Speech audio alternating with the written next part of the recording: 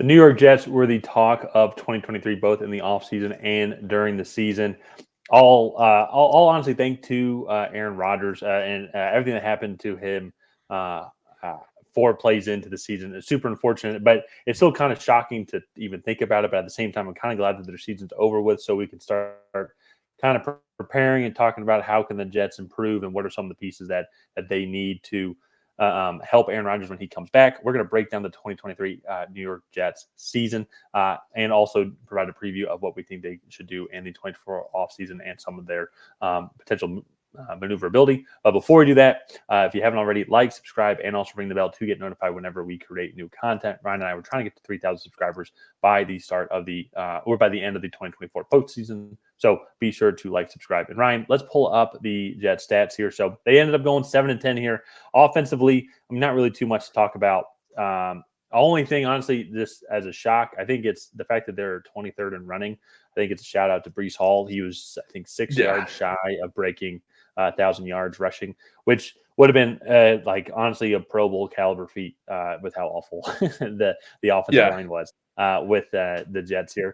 Also, big props to Breece Hall coming off torn ACL and doing this year. This was a fantastic kind of return campaign for him, especially like you said, behind that offensive line was no small feat. Yes, absolutely. And so then on the defensive side of the ball, I think when looking at the overall team stats, I like looking at them and then just kind of thinking about how true or accurate that they are. Like, for example, the Commanders' passing game, they were, I think, one of the worst, if not the worst, passing defense in the league. And that makes sense. Secondary was absolutely garbage. That's what happens when you draft Emmanuel Forbes over Christian Gonzalez. But I look at the Jets' defensive rankings, and their passing game, I think, is still one of the best in the league. So I think second is absolutely justified. But at the same time, though, I think part of the reason why that number is still so low is just because of how abysmal this offense was. Teams would get up 7-10 points and we're just going to run the ball. You know, we're just going to run you down and wear you down. And they'd have some of these performances like against Miami towards the end of the season where they gave up 30 points. And at the same time, too, I don't think they scored in that game at all. And so the defense was just on the field constantly, I think, running those stats up. And I think that's where I still think the Jets, in my opinion, have a top 10 defense. They just were not given an opportunity to succeed this season. Even if you look at the number of sacks, 48 total sacks on the season by the defense, 8th overall, 27 turnovers, 9th overall this season for every other defense. So that's just where I just don't think they were given an overall opportunity to succeed because of just all the problems on the offensive side of the ball. Yeah.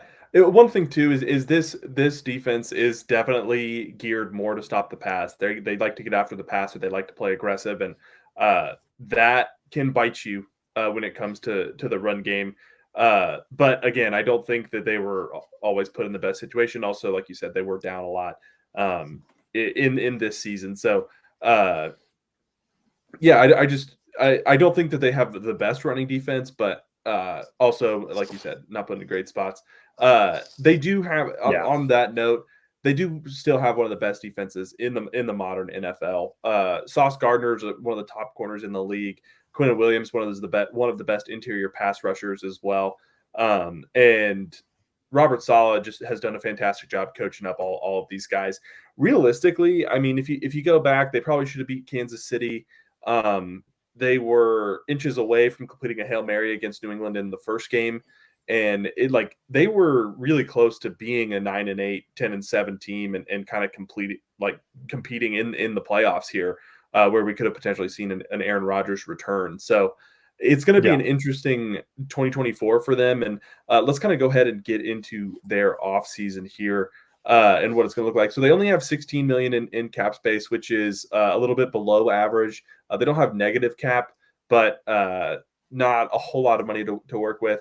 Some of their notable free agents: Carl Lawson. That's Dwayne Brown, Connor McGovern, and then Billy Turner. I think they're going to have to re-sign some of those guys just because of what is overall available to them and then their overall cap space. But at the same time, I just kind of clumped them all together because offensive line was their biggest issue overall outside of quarterback. So Jordan Whitehead, I think I think is a re-sign. I think Quentin Jefferson is also a re-sign as well. I think Carl Lawson, this is a notable free agent that I put there because I know they traded for him a couple years back, but then they either traded for him or they re-signed him. I forget, but he only played in 6 games. He did not have that big of an impact, so wouldn't be surprised actually if they let him walk overall. So, Ryan, what are your overall thoughts on the team needs that I threw together? Do you agree with some of them? Disagree? What are your overall thoughts? I definitely think the O-line is their biggest need. You can write that down 3 times because I think they're going to need a tackle, maybe a center, and then more depth there as well. And then getting a second wide receiver, they had Elijah Moore, but he didn't want to be in New York, and so he was traded. And then they went out, they got Alan Lazard, Randall Cobb. Those guys are older and really only there for the Aaron Rodgers era. And so I think investing in a young receiver or tight end, I doubt Brock Bowers would be there, but I think that would be a really good prospect for them at 10. And I'll get into the tackles here in a second because if they can get one of the tackles, that would be fantastic. However, they might have played themselves out of range to get one of the top left tackles. And we can talk about that here in a minute. And then, quarterback, I doubt they'll address because I really think they're in a win now mode with Aaron Rodgers. And then bringing back Jordan Whitehead, I do think is a big need. Quentin Jefferson as well would be nice. And I do think they have some younger edge players. They had 3 first-round picks in 2022, but in 2023 they drafted Will McDonald, an edge player. In 2021 they drafted Jermaine Johnson from Florida State as well. So they have some younger edge players. So I don't know if Carl Lawson is going to be a key re-signee, but if they can bring him back, that would definitely be some good depth there as well. Yeah. So, like to your point, Jermaine Johnson, 7.5 sacks on the season. Will McDonald, he played in 15 games, didn't start in any of them, but then he still had 3 sacks on the season as well for his rookie year. That's a pretty solid. So that's a pretty solid campaign. So just in general, though, I mean, just go look at Jermaine Johnson, Quentin Jefferson at the re-sign, Quentin Williams, Solomon Thomas, John Franklin Myers. Only guy of those that. Quincy Williams as well, linebacker. I thought I saw his name on here potentially as free agent. No. So only guy really that I think would need to re-sign would be Quentin Jefferson. Al Woods is also a free agent, but he's 36. So it might just be time to hang it up or he might go elsewhere. So I think honestly just re-signing Quentin Jefferson and signing Jordan Whitehead, I think then that defense would overall be set. There's a couple other guys.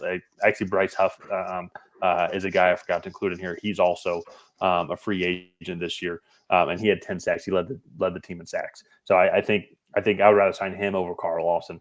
But to your point, though, I think the most fascinating thing for the Jets going into the offseason is going to be what they end up doing with this 10th overall pick, because they need to address the offensive line, but at the same time, they also need a solid receiver too. And I think one thing maybe that might help out the offensive line is if Rome Odunze is there, because I don't think Marvin Harrison Jr. is going to be there or Malik Neighbors is going to be there. But if you have another legit weapon on the outside, it will force the defense to take guys out of the box. And then if you have Aaron Rodgers comes back healthy, he can definitely help out with offensive lineman assignments. I think Breece Hall going into his 3rd year, I think would be a big help. That's the only other avenue I can see, but I kind of want to hear your thoughts also on which of the offensive line, the 2 main offensive linemen that could potentially fall to them at number 10, or is there any other offensive lineman that you think could work their way up to the number 10 spot, like Talise Fuaga, a guy that you really like? Yeah, so I do think Talise Fuaga will be there, but at the 10th pick, I do think if they really want to make a run at Olufashanu, Joe Alt, you're going to have teams there's consideration that New England skips a quarterback and drafts one of the tackles. You have Tennessee above you. The Chargers are above you. The Giants are above you. All those teams are, I think, legitimate contenders. The Giants are above you. And so I think if they want one of these tackles, they're going to have to move up and select one of them. They don't have a ton of draft capital, not having the 2nd round pick, but it just makes that 10th pick all more valuable. The one thing I do think that they could do is I see J.C. Latham and Amarius Mims going about the same spot, maybe around 20. And I think they could potentially move back from 10 to 20 and snag a tackle there while also picking up some more draft capital to add to this offensive line in the second round. So that would be an interesting scenario there. They might have played themselves out of contention of one of those top tackles. So. Yeah, and I think the two names that you just mentioned to me are two guys I think that could potentially work their way up, just because both those guys are just athletic freaks. They need some development, yes, but we saw that with Darnell Wright though. Like I think he was maybe at this point a fringe first rounder, second like day 2 guy for sure, but just with his overall capabilities, and I'm pretty sure then he was at this. No, he wasn't at the Senior Bowl, but just watching him at the combine, watching his tape, he was at the Senior Bowl. Oh, he was. I thought it was. I believe so. I know Osiris Torrance was there too, as well as John Michael Schmitz. Yeah, but I couldn't remember if he was there. But either way, though, just with the combine and with the offseason, he worked his way up to that number 10 spot, which is kind of what I think you could make. I mean, also they're both SEC tackles, but Amarius Mims and then also J.C. Latham as well. Huge, just athletic freaks. And I could see a team maybe as you go through this offseason and they're watching film, be like, if Romeo is off the board, if Olu and Dro Alt are off the board, and we really like this guy, but at the same time, we're not getting an offer that we like enough to trade back to where I think we could take one of these guys at 15, 16, 17 or something like that. We feel like they might not be there. Let's just go ahead and take this guy now. I don't think it would be that big of a reach, but we'll have to kind of see how the offseason kind of plays out and how those guys develop in the combine. Yeah. It'll be interesting to see how this offensive line class shakes out because it does seem to be fairly top heavy. But granted, I say top heavy. I think there's going to be five or six tackles that are going to go in the first round. But outside of that, you're looking at, I think Patrick Paul is going to be the only true tackle. Tyler Guyton maybe after that, but I think then you're looking at Troy Fatanu, Jordan Morgan. Both guys are likely to kick into guard. And the Jets have we lost Tyler there.